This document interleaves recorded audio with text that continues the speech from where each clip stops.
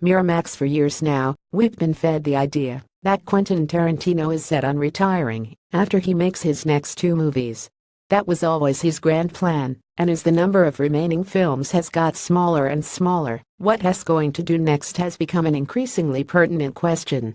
Given that he's a fan of genre hopping, the conversation has often focused on what genre he could wade into next, and has been asked before about sci-fi, which has never really expressed a great deal of interest in generally.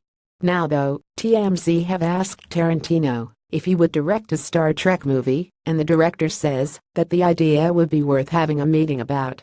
Cue lots of excitement from Star Trek fans. Whether his fans would be quite as keen for him to differ from his wheelhouse remains to be seen. Presumably, Tarantino's approach to a Star Trek film would move away from Into Darkness model, since he was publicly quite critical of that sequel. Tarantino appeared on an episode of the Nerdist podcast back in 2015, which for some reason has just been unearthed again by TrekNews.net, where he was asked whether he might consider working on a big sci-fi franchise like Star Wars. Back then he said he would be more likely to prefer to make a Star Trek film. The answer is I'd be more inclined to do a Star Trek kind of thing, rather than Star Wars. And I like Star Wars and everything. Let's hope someone is paying attention. Read next: 14 awesome directors who need a superhero movie.